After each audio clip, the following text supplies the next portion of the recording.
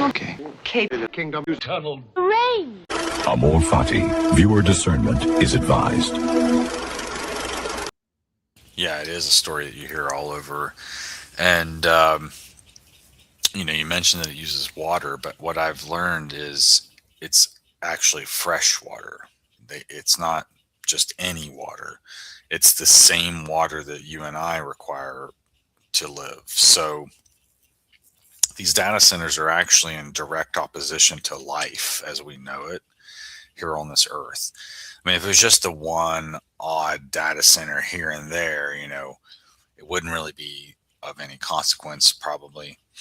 But the fact is they're building these things with such scale that they consume incredible amounts of resources, and just on a daily basis, we're talking the amount of water that's hard for us to understand. Like we probably only use a few gallons a day at most if we're washing dishes, doing laundry, showering, so on and so forth.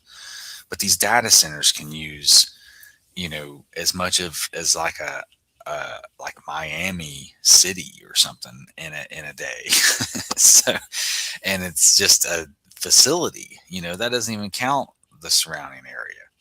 And so you can't even really include the surrounding area into these figures because the amount is so great that it's all actually going to the data center. And so what does that mean for the surrounding population? Well, in some cases out west, we're already hearing stories about power companies, ending their contracts with clients and then diverting that power that was provided to residents.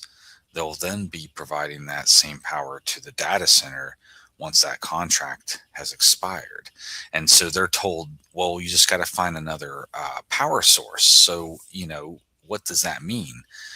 Solar panels, generators. I mean, it's not like you can just go to the Walmart and buy a new power company to provide you with electricity. Like where are you going to go to get another provider for this electricity? So there are some major issues with just the scale of this alone, because it was never really intended to fit into the existing grid structure. It was already known that this was going to require more power than was available. Yep. And so if you recall, when Trump was first getting elected, he wasn't really talking so much about this on the campaign trail, I don't think. But as soon as he got elected, the first thing he did was bring all those tech gurus in the room with him. And, he started the Project Stargate and all this, which at the time, I still thought it was a bad idea. But I'm sure a lot of people probably didn't realize how nefarious it was at the time. When he suggests removing all regulation from AI development or whatever for 10 years. Well, little did we know that included also environmental deregulation for the construction of data centers. And furthermore, like I said, this takes fresh water. So it's not like, that's in short supply. Fresh water is what we need, like I said, and there's only so much of that. So if you are already diverting electricity to these things, and then what then? The drinking water next? And then what? So at what point does the actual people matter in this equation? And so you have to start to wonder, what is the actual purpose of these data centers? So what you'll hear is that companies like Amazon or whatever will have these have information stored on these servers, whether it be Google or Amazon or whatever. Okay, and when that is probably true on some level, but why the massive scale then? Well, if you hear Trump tell it, we have to beat China. That's all. And I hear people repeat this. Actually, NPCs will regurgitate this like, "Oh, we got to do it before China does it." And I'm like, "What do you mean? A race to the bottom? Like, Yeah. what are we like trying to beat them in?" Yeah, I kind of was saying this a couple of years ago. I believe I was listening to like Mysterious Universe, and it was talking about the guy who like escaped China, um, and he wrote this book. I forget what it's called. He essentially talked about how they basically do whatever their system says, whatever their I'm partially that's like, of course, the Communist Party, the Communist government, but what he meant by that was their like actual like electronic system, their AI, their infrastructure, their panopticon. And he basically said when he came to the West, he was basically sounding the alarm and basically saying that like this system is coming to the West, and he's like, I see it happening, but it's not going to look like it is in China because the West won't accept it the same way that out east did. So it's gonna come here, but it's gonna look differently. And so I took note of that because I thought it was a very All the interesting. panopticon will look a little different, huh? Yeah, Well, and because the I've heard. American spirit, the Western spirit, is different than the Eastern spirit. Well, maybe that is part of the parallels that people draw between like a Brave New World and the 1984 comparisons. Like one Yeah, is where um, you were relatively free in a sense, like we are in our society, but you were also still under control in other ways, like through bread and circuses, medications, or whatever it might be. So I think that what we see in our modern day is kind of like a Brave New World type setting, it feels like. However, um, with elements of these others kind of sprinkled in too, because now with this panopticon kind of thing, um, part of the nefarious reasons for these data centers is to store. Sorry, somebody keeps texting me.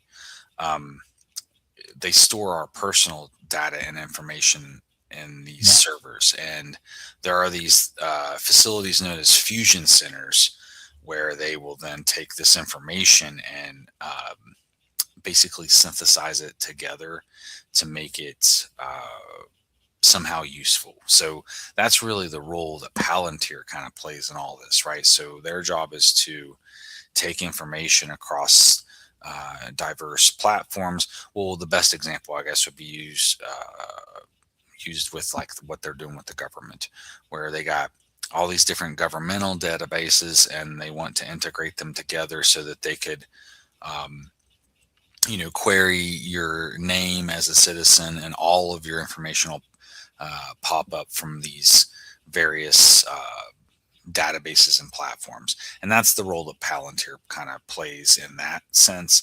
And so they're wanting to essentially make use of these really data quick, I wanted to centers. say hey to Eve. Hey Eve, Yeah, what's up? Hey, Eve. Eve's Thank in you the for comment. joining us. Sorry, go on. And so if you think about it, this panopticon of sorts that's being built around us is kind of um,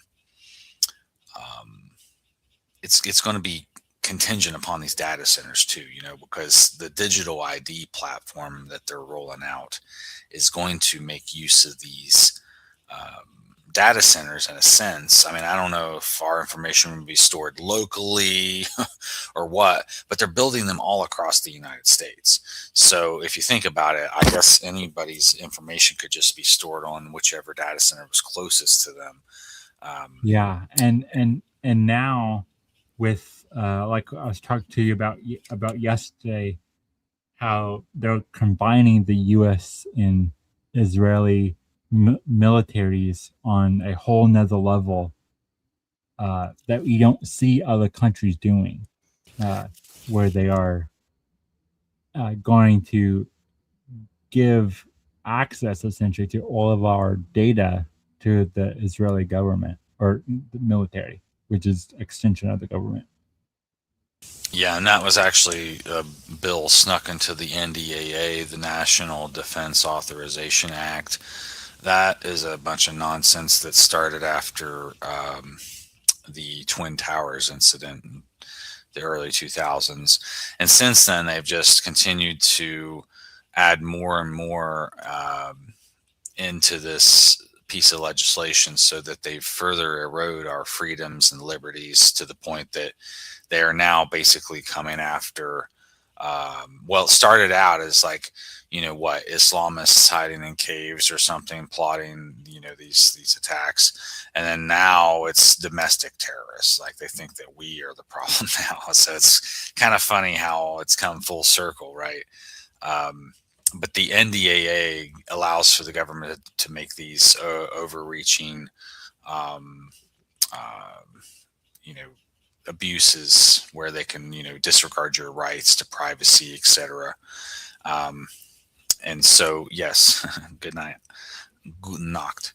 And so, I think in that way, we're just going to start to see more of that kind of being cobbled together. Like it's hard to see how it'll look eventually, but I think it'll probably have a component of social credit.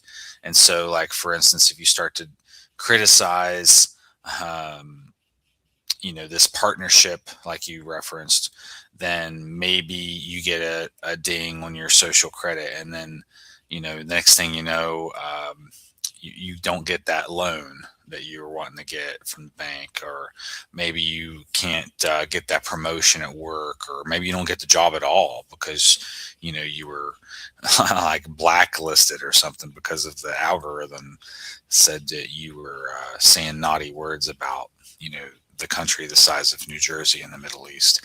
So, I think that when you see the technologies that already exist out there and how they could interface with the data centers, and then you kind of just take it a step further with the convergence of technology, it's not really a leap.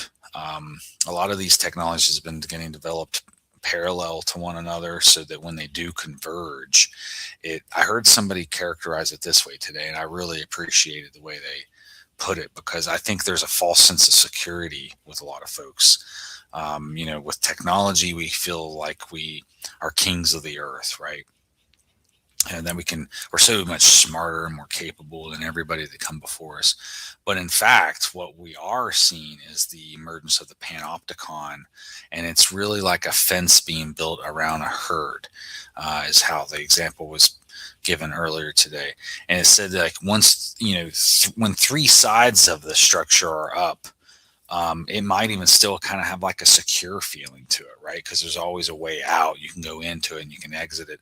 But once that fourth wall is installed, exit is no longer an option. And I think that's kind of where we find ourselves now, is the walls are being installed around us as we speak. And I fear that this data center kind of thing, it's at least the third wall. It's kind of hard to say exactly what the fourth wall would be. Yeah. It's here, right? Eh, But we can at least say with some fair degrees of certainty that it's at least the third wall, because there wouldn't be much left for them to do after this. And I've heard there's a lady named Austin Fitz, but she's runs the Solaire Report, I think is what it's called, and she's the one that provided this example. And the one last thing I'll add about this real quick is, because these data centers are being treated as military infrastructure, if you were to protest or speak out against it, you're then treated as an enemy of the state in a much different manner than if you're just like some environmental protester or whatever. Like, this is being treated like military infrastructure. So if you come up against it, they are calling you like a terrorist or whatever, and anti-tech extremist. Like, they're inventing new terms for this already, and they Yeah. haven't even finished building them yet. So if they already know what the power and resource consumption standards of these facilities are, they haven't even built them all yet, and then they've already crafted language to handle dissent it's like they already know it's a bad idea and they know it's going to make people upset. And so they went ahead and created new language just to, and get ahead and incarcerate and censor these people. So It's like all that, the slogans that they give out, both in 1984 and in Animal Farm. well, what are some of them then? Because I actually have not read those. Well, let me pull up our thumbnail here. Actually, Well, I do know that the one is about one says freedom is slavery. And there is war is peace. Well, you hear Trump talk like that. He says peace through strength or whatever. Kind of the same thing. So it's just all these memes, basically, that the government uses. Yeah, they're fun slogans. And the same thing happens in Animal Farm, which is about a communist government. So we were talking about China earlier. Yeah, and that's all you can ever hear people say, like when you talk about Iran, for instance, and all anybody can say is they say death to America. It's like, can you please expand on that? And it's like they can only say the meme. They don't they can actually only know say anything. and that's what happens in Animal Farm. All the animals, All the animals just they start repeating whatever the pigs right the slogan as. Well, that's exactly what's going on over and over again. Which is interesting because they just made that animated Angel Studios released created by Andy Serkis Gollum from Lord of the Rings. Made an animated kid family friendly with Seth Rogen and a trans actor and a bunch of other, and like a joke friendly version of Animal Farm. But they changed it again to be modern, where it's not about communism anymore. It's about capitalism. And it completely just changes the story and everything of what the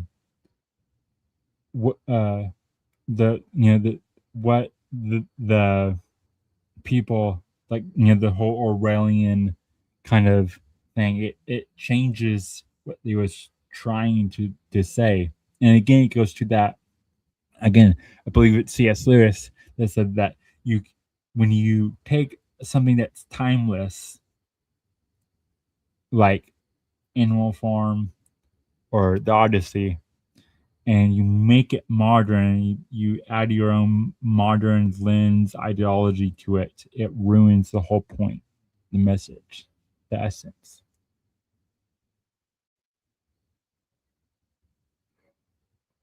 Well, yeah, of course. You're like changing the source code, Yeah. The last thing I wanted to say about China, though, is Apple isn't getting their chips from China anymore. They're going to get it from you know who? a small country in the Middle East, About the size of New Jersey. Yeah. Can you guess which country that is? And they're already, predominantly in the tech industry already, and now. Oh, I hear they make good pagers too. Yeah, I'm gonna say, what will happen if you say the wrong slogan? Maybe your iPhone, and they already make chips for other phone companies. Apple was like the one that they didn't do chips for.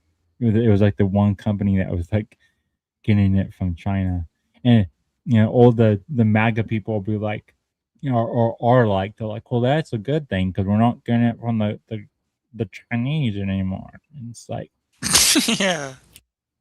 yeah, why not get them from our greatest ally instead? I mean, duh. The people that literally blew up pagers. And mind you, that was an operation that they had planned for years. I mean, that wasn't just something they just did last year. Like, that was the better part of a decade, I think, that they had had those things lying in wait. So just think of that with the chip thing, like that could be phones that have been around for 10 years at that point that end up exploding or something. And you got to realize too, like there was a lot of collateral damage with these pagers, because somebody might think like, oh, that's so stupid, it's so inaccurate, like, well, but that's the point. Like a lot of people that ended up with these pagers were not the intended targets. And so when you consider the same thing that could be happening here with these phones, like, you think they're going to care if they take out a few thousand goyim to eliminate one person they were really after, So they're that crazy. Like it's hard to actually think like them because they're so psychotic. But you kind of have to push yourself to those limits to even understand like what the potentials are at this point, because they're so anti-human in a lot of ways. Like the orthodox of their faith claim to be from off this world. Like they're not earthlings in their beliefs. Yeah, really, that's the theme of this episode. It's anti-human, it's anti-nature, it's anti-God, it's anti-life, it's transhumanist. Yeah, that's what I've always harped about with the dark MAGA stuff, is that this has been a subtle subversion of or usurpation, I should say, of the conservative movement. Because on one hand you hear like Elon Musk has 13 kids, so based.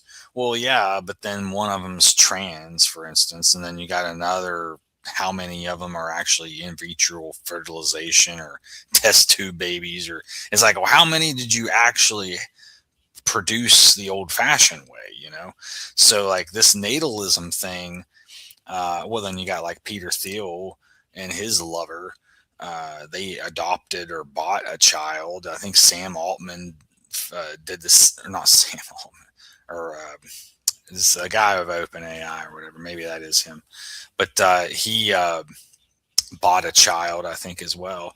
And so it's like you got these weird Ellisons. I don't even know.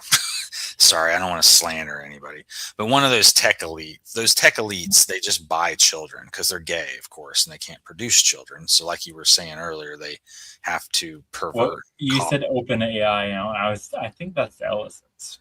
Well, he bought it, I think, recently, but I think there was other people involved with the development. But because Larry Ellison's son is the one who bought Paramount. Oh yeah, he's got he's actually got the monopoly kind of thing going on, but because he's got can't remember who it is, they got somebody in their back pocket that's like affiliated with the Justice Department or the FBI or something like that. Yeah. So they're skirting around the monopoly laws. Yeah, these tech companies, I brought this up before. It's when they introduce things, it's like in a three-pronged system. It's their entertainment, war/military, and health, like doctors and hospitals, things like that. And these tech companies they follow that to the T. And I was talking about this three-pronged system in like a different context. And then when we start getting more into all this technocratic kind of stuff, and panopticon and all of this, it's like they're following that way of thinking. They have, military, they have the health stuff, they have entertainment.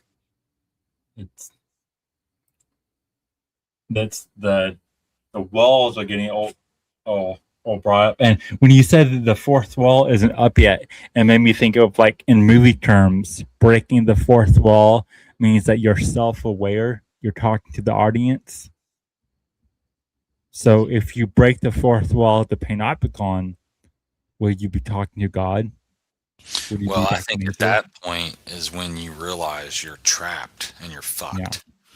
So the fourth wall, like we already see it. So I think there's other people out there too that can kind of see it already. And we're like sheep trying to warn the other sheep on the animal farm. It's like, don't go in there. And they keep going in there like, no. So, but anyway, I wanted to also add about the natalism thing.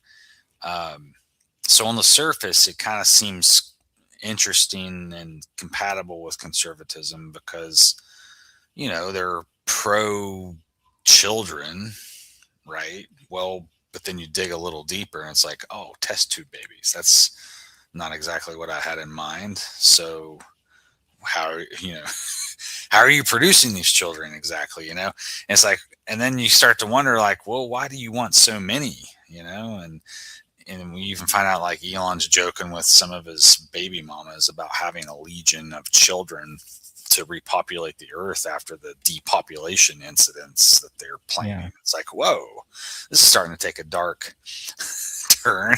They're not really pro-family or even pro-humanity. They're just, so they're not narcissistic anymore. Well, yeah, and some of them, like Theo, just moved his whole family to Argentina this week. So some of them are even bailing out. I was like, whoa, wait a second, where are you all going?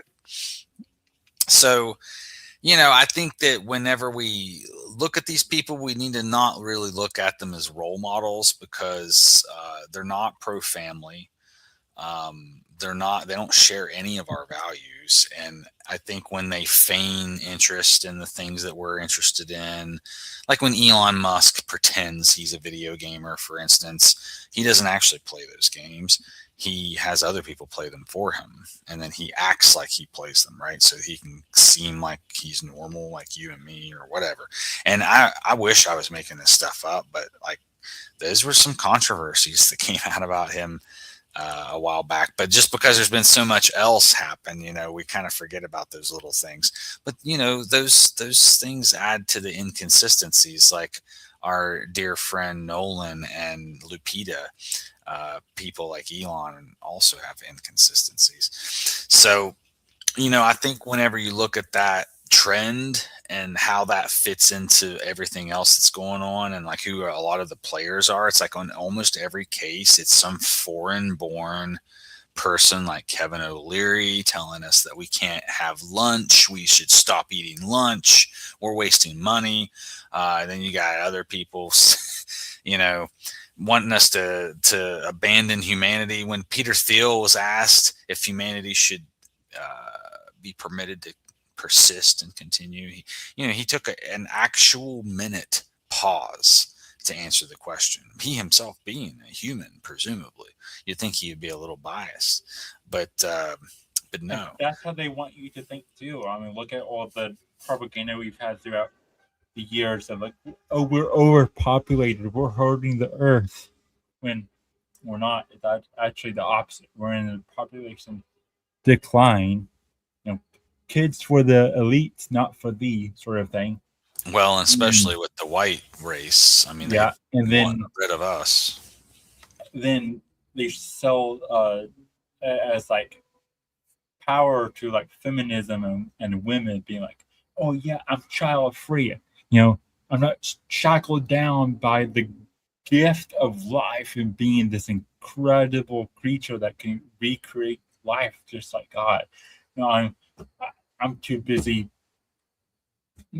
being a girl boss. Yeah, being a girl boss or whatever. And then guess what? When they turn 35, they probably regret not having created a family or whatever, because they then lose that ability at that age. So they think they're so like girl boss and can take on the whole world until they lose the actual superpower they have and then like realize what they lost, and then become bitter.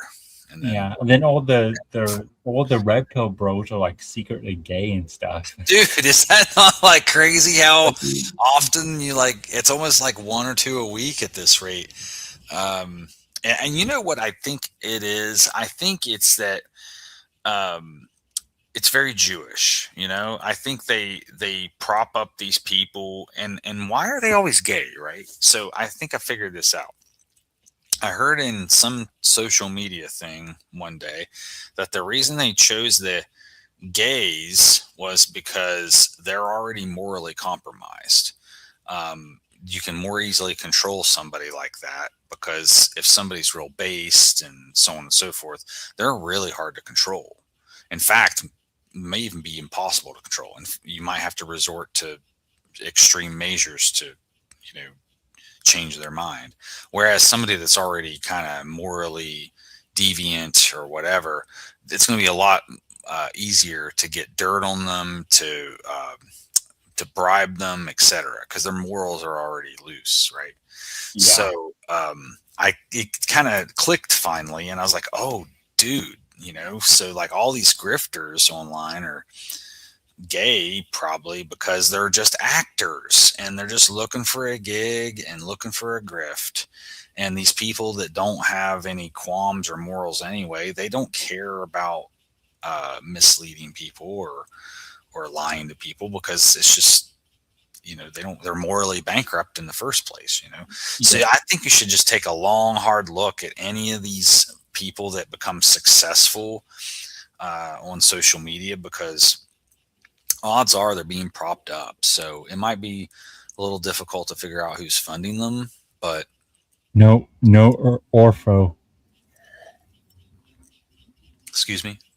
Oh, no Orpho, because like the whole thing with Orpheus, when he came back with the knowledge of the underworld, but then he swore off women after well, you're right. This is very Wi-Fi, and through the knowledge of the underworld, he created all these cults that also practice homosexuality. And so there's a lot of it's everything. I mean, it's kind of funny because how long have you've been using this tagline a little longer than I have, but fake and gay, right? Like, yeah. I mean, we've known everything's fake for a while, even as far back as the moon landing. But like the gay thing is like totally out there now, man. So it's like, yeah, everything is really fake and gay. But so unfortunately, don't worry, because it's White Boy Summer, everyone. Yeah, and we saw on Twitter today that White Boy Summer memes have overtaken the algorithm in Pride Month. So you said that was the second year in a row? Oh yeah, it happened last year. So let's keep the trend going, folks, and make sure to get you a pair of sunglasses. Also, ticks are really bad this year because Bill Gates likes to geoengineer new diseases. Don't eat meat. Yeah, you'll get allergic to red meat, and then you can eat his wonder meat that he makes in a lab. I'm sure there's just a coincidence that all that butter he made with gas.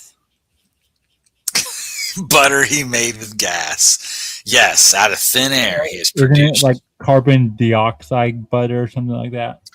Oh, have you not heard the name of it? It's called profit margins. Yeah, you make butter out of thin air. You had like a tank that said like sludge on it or something like that. Ugh. Pinch me. I often wonder, are we asleep? Damn. Sometimes I wonder.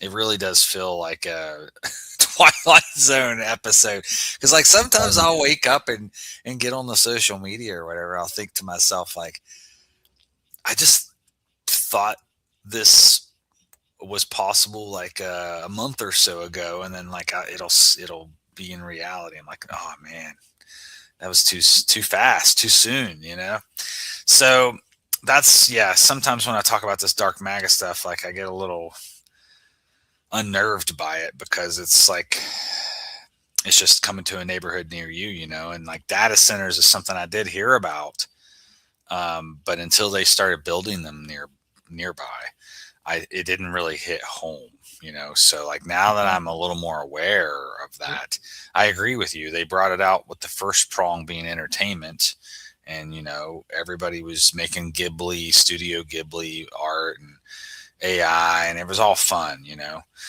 and then they're like, oh, by the way, guys, you got to start paying for this stuff. And so then like the entertainment thing kind of come to a grinding halt. Yeah, they took the tokens AI, they took Sora off the market. Yeah, exactly. So, so they teased us with the entertainment aspects of it. They've been using the military aspects of it, particularly in Gaza, where they've proven its effectiveness. I think the Also, reason why they wanted they had Sora and they don't need it anymore because they wanted everyone to uh, get close and personal with like AI videos. So when they see something, they don't have to trust it anymore and like desensitize people. well, And I think it having also gives cover to these pedophiles because yeah they can just say like, "Oh, that's AI generated" or yeah whatever. Which, if they hadn't promoted it so much, uh, it would be more credible, right? Which yeah it should be credible anyway, because this technology wasn't commercially available when this stuff was created. So, I mean, any common sense person should be able to figure that out. yep But that's the thing. Most people are just going to believe what they're told, or they're just going to dismiss it. So if they hear Trump call the Epstein files a fraud, for instance, and just kind of waves it away, you know, it's okay because Trump's and I'm being sarcastic here because I'm quoting Trump with that interview he did where he's like, my and I can't do a Trump voice, so I'm not even gonna try it because because they're asking him questions like some news outlet and he was like, well, I don't know about that, but guess what? My approval rating in a certain other country in the Middle East is up like 90 to 100%. So after this, after being president, I can go over there and do something over there, like maybe be a prime minister. And I hope so. And he's like, you did touch on this briefly, but they're wanting to blend the two militaries together, form an entire new department, fund it. Once they do all this, you know how hard it'll be to separate those two things. And you made a good point earlier too by saying uh, no other country has this type of level of cooperation with our country. Not even our neighbor Canada shares in our military assets in the same manner that we're proposing in the NDAA bill with this small country in the Middle East. So that just goes to show you how fully compromised our government is. yep, The previous, let me see, it's now, I can't remember his name, um, but Massey got outed in Kentucky in the primary. yep, That was the most expensive primary race in the history of our country, apparently. Um, $30 million, I guess, was used to primary Massey. And the guy that took his place, see, I can't even tell you his name because he's Gallerin or something like that, because he's so unheard of and unknown. He was totally propped up by Miriam Adelson, the same Jew that funds Trump. And basically they just tried to run a smear campaign on Massey, etc.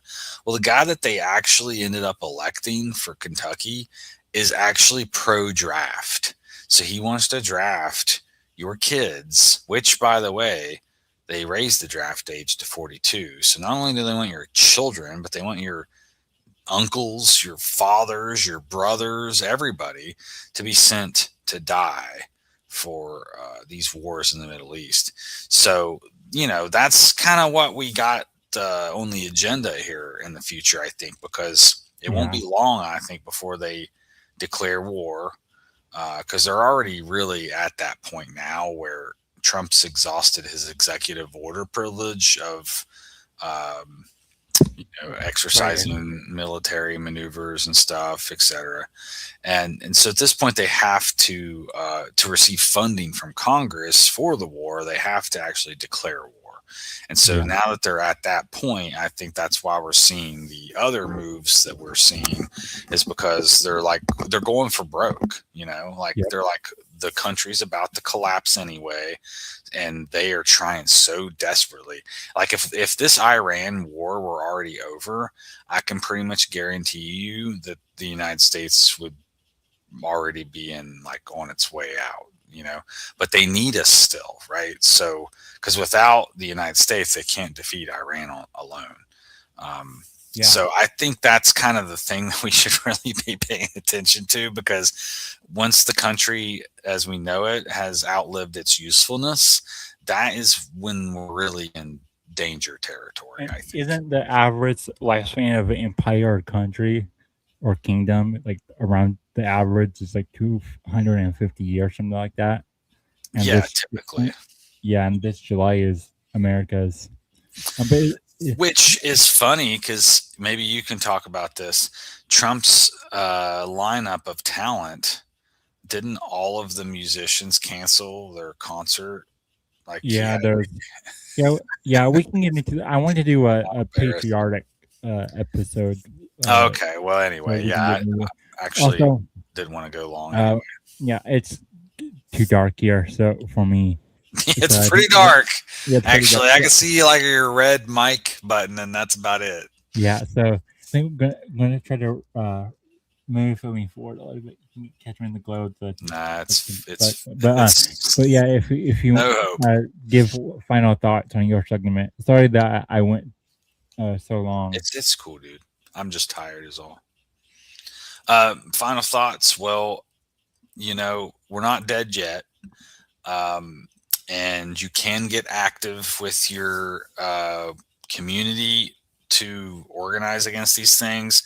I would just caution you about being in public without, exposing your face and stuff, because like I said, they are compiling those Palantir kill lists. So I'm sure when the drones are released, we'll all be on the lists. So, so just use caution, when you're out there participating in any form of activism. Of course, follow all the laws and all that jazz. But that said, don't take this lightly, guys, because, just for example, in my state, the governor made it so that, none of the county commissions had to approve these projects. And so they're just greenlighting every project. And some of these are taking over like hundreds and thousands of acres. Some of these are beside houses. Some of these are in tourist communities. Once these facilities are there, they're evaporating the water, which contains chemicals, of course, and then that's precipitating down into the surrounding areas, so on and so forth. So I'd say, like, if you live near one of these things, go ahead and start getting tested now, maybe with doctors, to get you a baseline of, your health or whatever, so that if your community gets polluted and you have no way to leave, at least you can prove some type of correlation, right, to your health outcomes. I know Aaron Brockovich, who's famous for helping people with I can't remember what specifically it was, but there was some companies contaminating well water out west, and she did a lot of work in helping them get settlements. And of course, I'd prefer nobody gets sick in the first place. But I mean, if people are going to have that happen, knowing that, how to deal with it would be helpful, I guess. So just look for her website. She's mapped out all of the data centers in the United States already, and where the proposed ones are going to be, etc. So she's already doing a lot of the groundwork that we don't have to do. So some shout out to Aaron Brockovich. That's a name I didn't think I'd hear again. And then the other thing I guess I would say is, there is the possibility in some cases of just suing these assholes. And because the edicts or orders that the governors are using, etc., they may not be constitutional. And so if they're simply challenged in court, and then it's scrutinized, the law's then scrutinized, that may well be all that it takes to stall a project or eliminate it completely. Because they really are rushing this stuff, and because of all the deregulation that Trump signed in with the executive orders and stuff, I think that's kind of just giving them all these shortcuts to just basically do whatever they want at this point. And so you remember 10 years of deregulation and no laws, right? Well, what about after that 10 years? Assuming you're, you have data centers in your community that have been polluting for 10 years. Well, what about after that? So there's going to be fallout after all of this is said and done, assuming we're even still here. But anyway, I just wanted to really sound the alarm about data centers, because it kind of snuck up on us. I think like Trump's really been pushing this stuff so hard. Yeah. It's just not organic, like this isn't growing with the normal economy. These communities don't want these things in their community. So I think that people need to get aware and active and try to do something. What if an endangered species ended up taking habitat in one of these areas? It'd be like, oh, I'm sorry, we can't build it now because there's like. I'm pretty sure that's the plot to like every kids movie about Fern Gully or Fern Gully. I was thinking of the movie.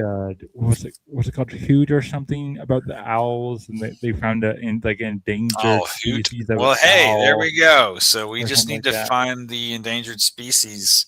Yeah, maybe that's another angle. That was the plot to like every environmental kid family friendly film for the last like 30 years. But that would be my my final thoughts, is to just do your best to try and prevent these things, because it's gonna be a lot harder to deal with them when they're there, and they produce about 66 decibels of sound. So there's a really loud hum that comes out of them.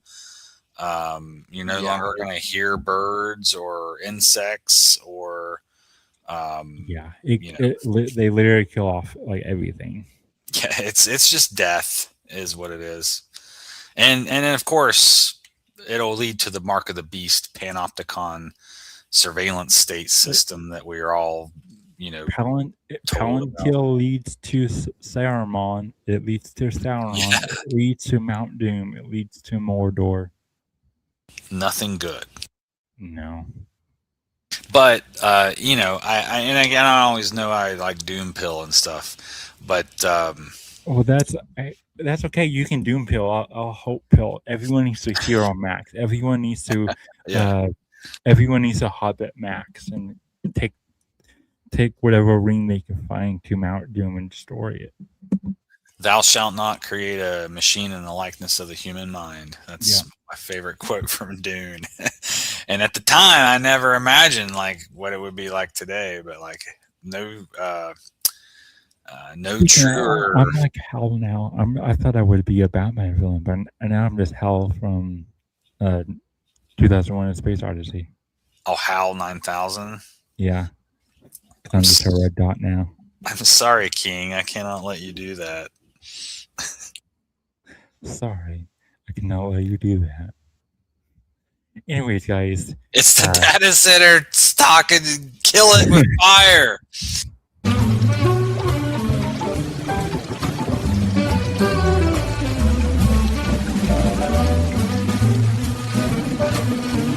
Thanks for tuning in to Channel KOK, broadcasted from the Kingdom of Eternal Reign.